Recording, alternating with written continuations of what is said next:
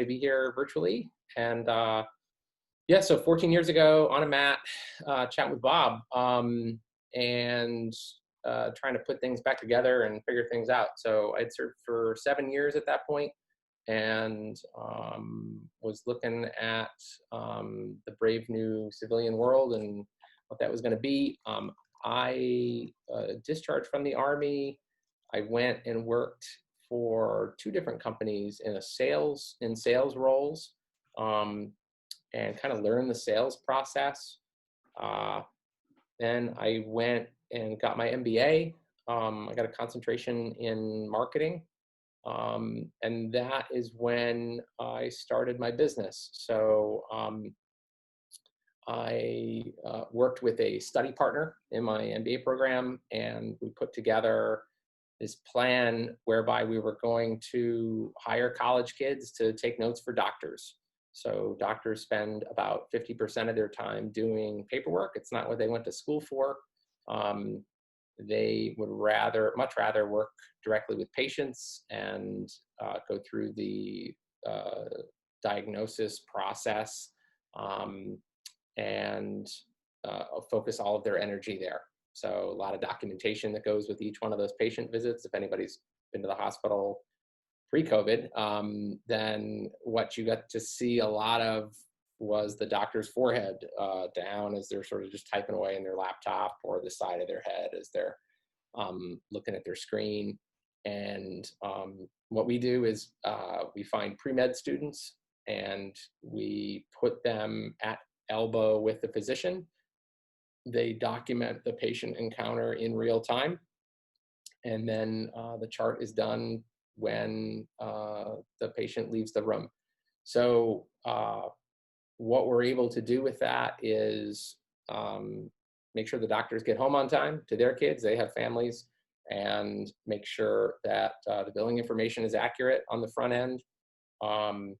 And we've been able to grow here in North Carolina. So we started 5 years ago, and now we're in nearly every clinical specialty, supporting close to 300 physicians in all of the major medical centers in the central part of the state here. And it's been a wild ride. It's been a lot of fun. I've stayed tuned in on the 100 Entrepreneurs. I've stayed tuned in on what Bob has been, and y'all, the team here, has been putting together and doing each month. And the always found it to be encouraging from afar, because I think Walter Reed alumni tend to spread out all over the country, and we don't keep, I think on the by and large, we don't keep strong ties between each other, but it's folks like Bob that sort of bind us together and remind us that we're actually part of a pretty powerful alumni network. That's the business model in a nutshell. Now, COVID-19 happens, and if you were taking notes at home, you'll remember we're an in-person model. We have people in medical centers badged in, going in each day. And so when late February started to hit, we were getting reports from China, from a lot of the physicians in the health systems that we work. So we didn't have much of a head start, but we started to see the writing on the wall, and then started to get phone calls in March of hospitals locking down, and all sorts of discussions about who is essential and who is not. And it was an existential crisis as a company. We started it, and I thought, oh, I'm going through this alone. No one else is experiencing this. This is so unfair. And found, oh no, actually a good section of the economy is going through this. And so we're in good company. So in about a 3-week span, so we started at 100 employees. We had 100 employees in February, and in about a 3-week span, we contracted to about 60% of our previous size. Now that's in terms of hours worked.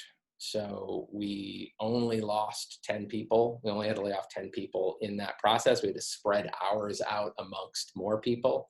So, and that was something that we did in consultation with our staff. They would have rather have seen less hours each than more people let go.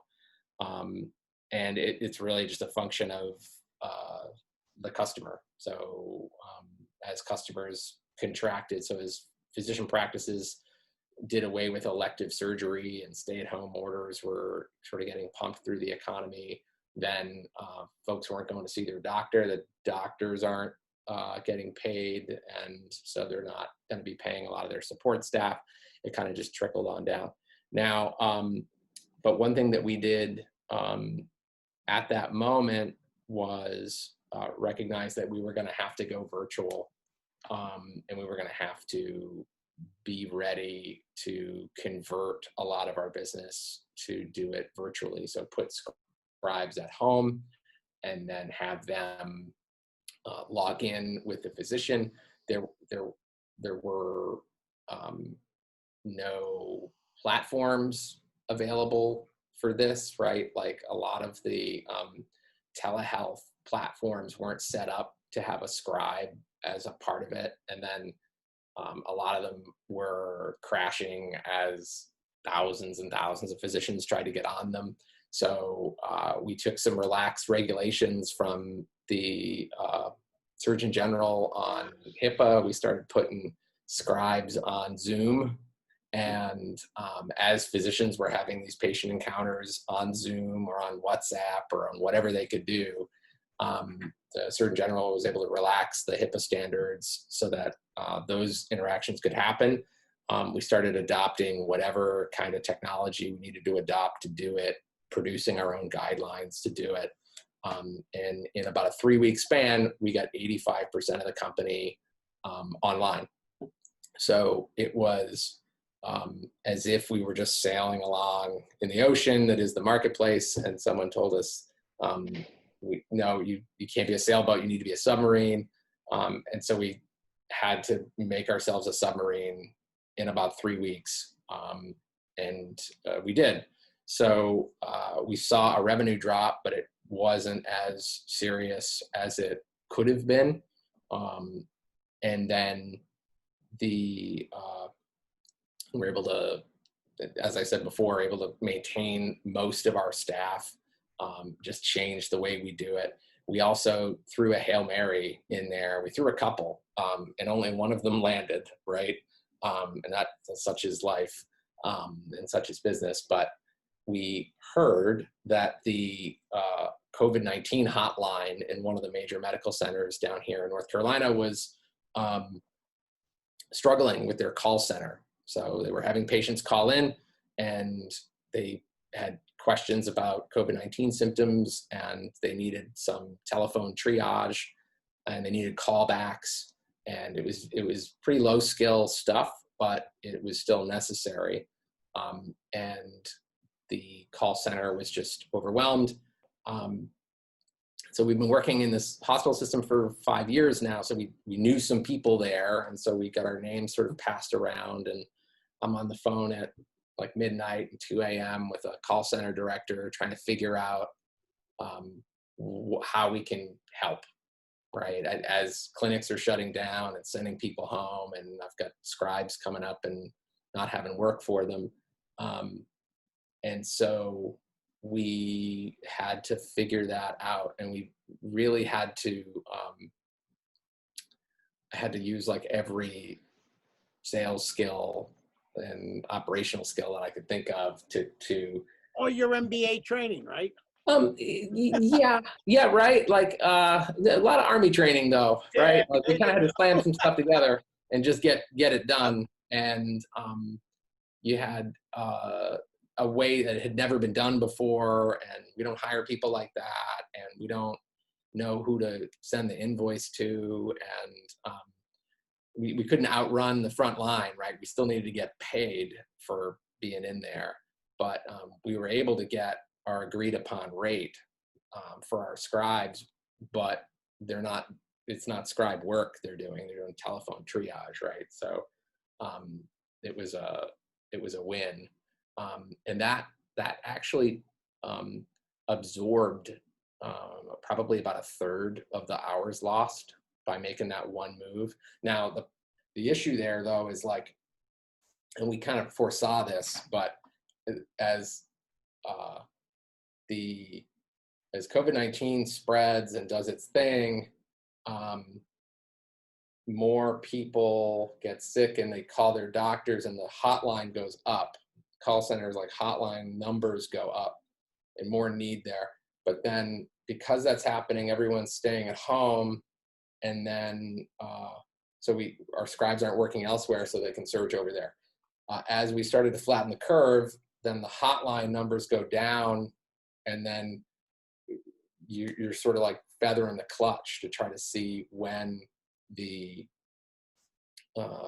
elective procedures are going to come back on, right? So it's been a kind of a shuffle, and both parts of our business now are kind of opposite, right? When one is busy, one is not. So we've actually surged people back and forth like twice now to the hotline as we've had flare-ups here in North Carolina, and more people are having questions about symptoms. We're in the middle of another one of those right now as case rates go up. So now the hotline is hot again, so to speak. But it's a type of work we'd never considered doing before. The way we looked at it was we need to stay in this fight somehow. We need to stay viable as a company. We have people relying on us to give them hours, and we're able to do that. So it's still a wild ride. So it's still not complete, but we are where we are, and we're feeling pretty good about where we are right now. Scott, are you getting any new clients, ones that you hadn't worked with before? Or is word getting around on what you're doing spreading? Now, that's an interesting question. So, no, we are not. And what you see in hospital systems is they just got some stimulus, right? And so they are in sort of an artificial bubble right now, still making it with their stimulus. A lot of small businesses got stimulus. We were able to get in the second round. We were able to get a PPP loan, and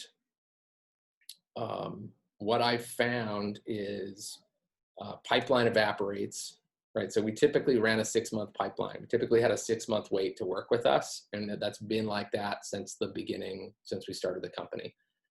So my sales challenge has always been trying to align resources to demand, and get enough resources that can start up with new clients, right? That's kind of a rare bird in our industry, someone that can go in and start a new client from scratch. What I've had to go back and do is re-win much of the prior pipeline. So in a lot of cases, we already had signed paperwork. It was all put on hold.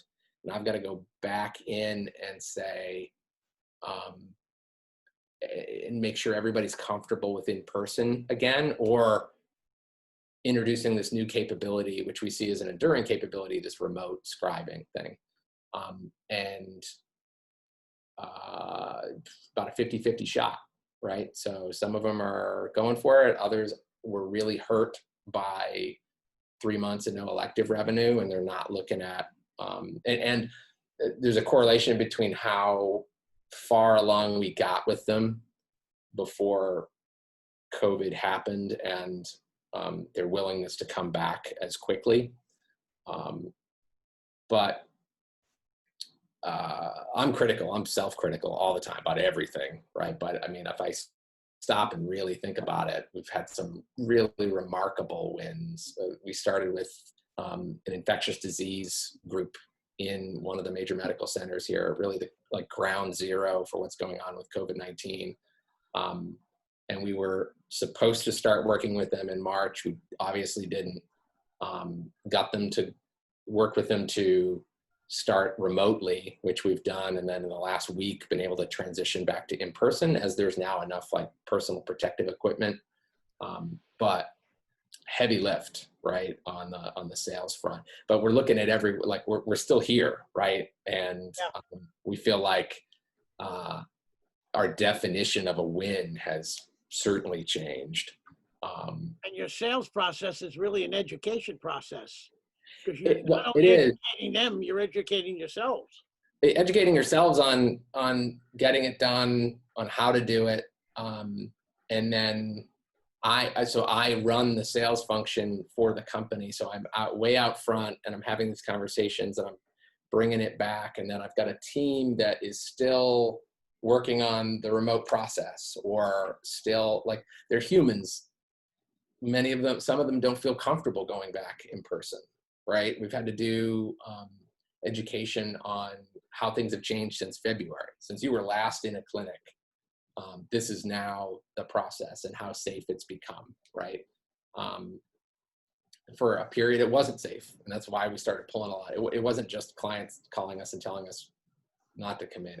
A lot of it was us saying, we're not going to come in because there's not PPE available and things like that. A lot of those were our decision over the clients. So making that decision to go back in person, making sure everybody's comfortable with it, and not trying to push it too hard. Like, that's my natural inclination, is to push, but pandemic, and it's not helpful in a lot of instances to push back and go in person too quickly. So. And really, in your wildest dreams 6 months ago, you could have never even remotely planned for this kind of situation, because no way it could have been preconceived. No, yeah. Every day. Yeah, no, it is. Combat. No, it is. It was something that when I want a good laugh, I open up our budget for 2020 and I just scroll through it, take a look at all the fun plans. We did start, this is a very Walter Reedism, but we did start like a COVID-19 like humor channel that was closed just to the like core leadership group, because it got so crazy, like you needed a laugh at some point. And I remember the humor from Walter Reed, and I started to describe it to the team as it's the closest to deployment that I'd ever been. We don't quite know what tomorrow looks like. We would have a lot of long weeks in February and March. I lost a ton of weight, like locked in my office and just trying to make this work. And the getting things together and getting things to work was it was as close to deployment as I'd ever been, right? Like, you don't know what tomorrow looks like. You don't know what, we'd work all week, and then the weekends were these times where like all hospital executives would be meeting, and Sunday night they would start coming out with directives on how they were going to adjust like clinic levels or things like that. And so Mondays were just killer for us as we were trying to adapt. And we were kind of planning all weekend too, trying to figure out what kind of message to put out or things like that.